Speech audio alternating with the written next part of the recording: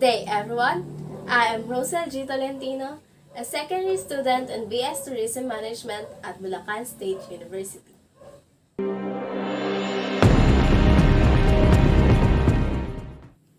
And today, I am in front of you to discuss the definition of globalization and its effect on the life of a student.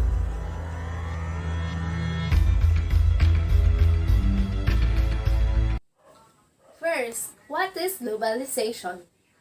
Explanation about globalization may be broad and inclusive, means in general, or narrow and exclusive, means based on personal experience.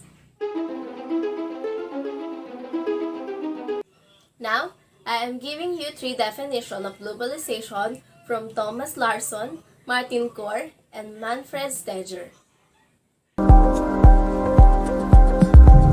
First, according to Thomas Larson, globalization is the process of world shrinkage, of distance getting shorter, things more closer.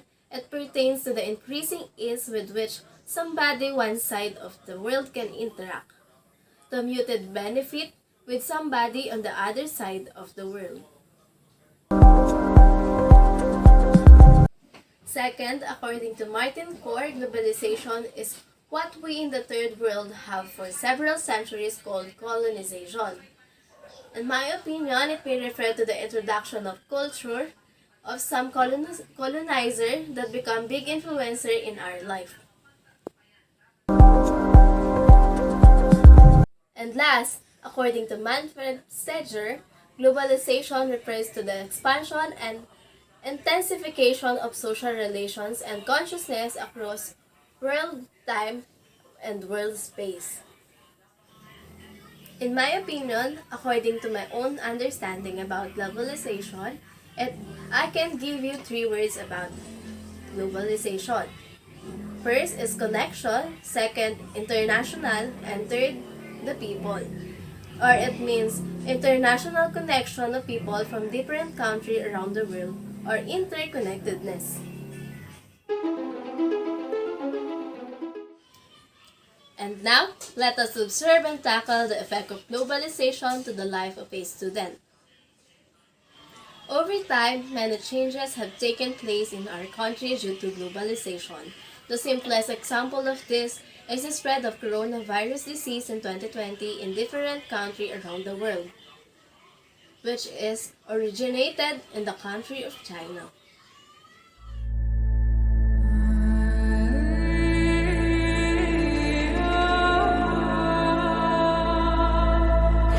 November 17, 2019, the first case of COVID-19 was discovered.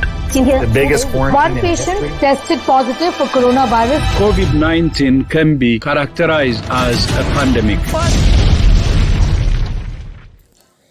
An example of this is the traditional teaching or learning has become modern. In order to continue the education due to the pandemic, having an online class has become the solution. In the online class, we use gadgets to learn, and these gadgets usually are from China and the USA.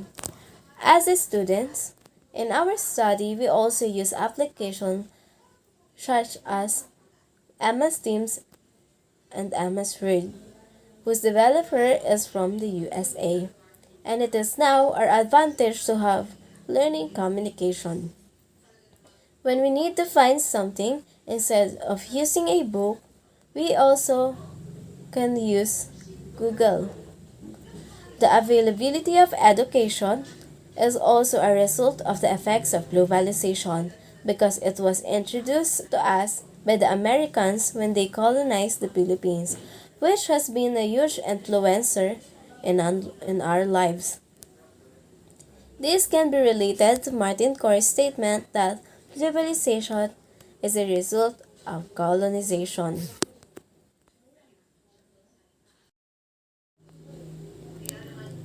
Whenever we need to search or edit our assignments, we use apps like Canva because now the activity is usually video or PowerPoint presentation. Those apps came from Australia.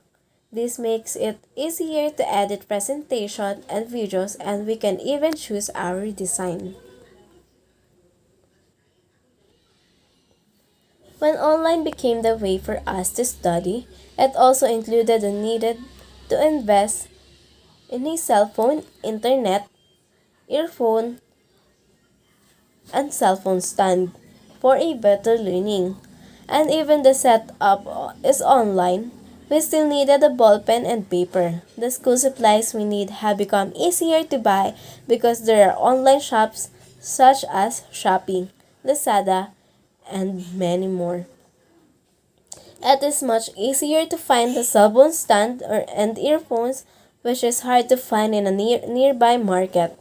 Usually, the products we are used are from China. Online shops such as Shopee, Lazada, and Zalora were invented or even originated in Singapore, which eventually reached neighboring countries such as Malaysia, Indonesia, Thailand, Taiwan, Vietnam, and the Philippines. Due to online shops, delivery couriers such as JNT have also become rampant. JNT originated in Indonesia, which would later become the main express delivery service in the Philippines. These are just a few of the impacts of globalizations on students. Some of these have improved and made it easier for students to learn. Some of these consequences of globalization have also made life difficult for some students. Some needed to stop because the world is changing so fast that some of us are not able to keep up. They refer to quiz study because they do not have the ability to buy the gadgets and school supplies that are needed for our learnings. And others prefer to work first to help their family. So not all the effects of globalization have made us better. If we notice its effect, it will be even more detrimental to our lives and education. As we can see the effect of globalization to the student, as a student during pandemic, we became dependent on our gadget and internet. We became a fan of technologies, and these technologies are the result of globalization and the process of modernization. That's all for today. I hope you learned from me what is globalization and its impact to the life of a student. Thank you for listening. Bye-bye.